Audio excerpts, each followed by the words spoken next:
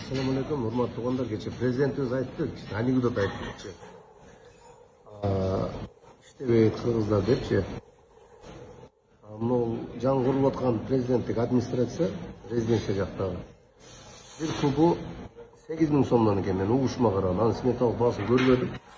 Бирок аны 2,5 сомдон дегенде Өзбекстандан келген ustalar иштебей кетип калышты. Кийин 3.000 сомго көтөрдү. Кийин мага Каныбек чалды. Балдар тап бербейсиңер, 4.000 сомдон депчи. 8.000 сом екен. Эми ошончо акчаны уруп атса Каныбек Туманбаев, анан кантип анан адамдар иштейт да. Шопурду алмаштырыш керек, ошондо иш башталат. Садыр Жапаров эмнеге ушуга байланып калды, мен түшүнбөйм да. Көп иштер бар эле, канча. Баткенде үйлөр курулгандардан канча коррупциялар бар, биз жакшы билебиз.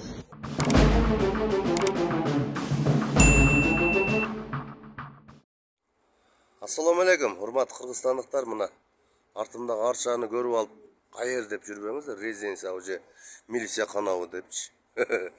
Бул жөнөкөй эле баня. Шаардабыз, Бишкекте эле.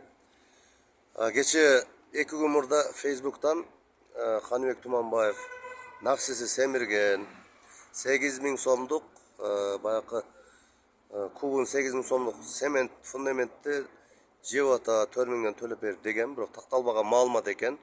Аны бирөөлөрдүн сөзүнө ишенгенмин. Эми биз жаш бала эмеспиз да, бирөө коркуткан жок. Өзүм эле оюмду айтып коеюн дедим, себеби жакшына түшүндүрүп айтышты. Бул эми мамлекеттик иш, бул сахна эмес, бул күлкү эмес депчи. Мен мындай өтө эле эмоционалдуу сүйлөгөн жокмун. Ошол Каныбек Туманбаевди ошол айтканым үчүн негизи Садыр Жапаровду белгилеп жазганмын. Садыр Нуркожоевичтен кечирим сурайм. Ушул жалпы Кыргызстандын алдыга жылдыра берсин. Биз эми ушу колдоп, кубаттап, коштоп келгенбиз башында, кычыраган суукта колдоп, аягына чейин колдойбуз. Саясат туура баратат бардык жактан деп ишенебиз. Анан мына той аштарды кыскартыш боюнча эл өзү түшүнүп, ушул ысырапкерчилик жок кылса деген ниеттерибиз дагы бар.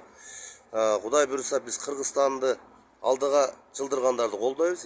Ошого биз дем күч кубат берип, өзүбүз дагы кошулабыз ошого. Ишиңиздерге ийгилик туугандар. Эли журтубуз аман болсун.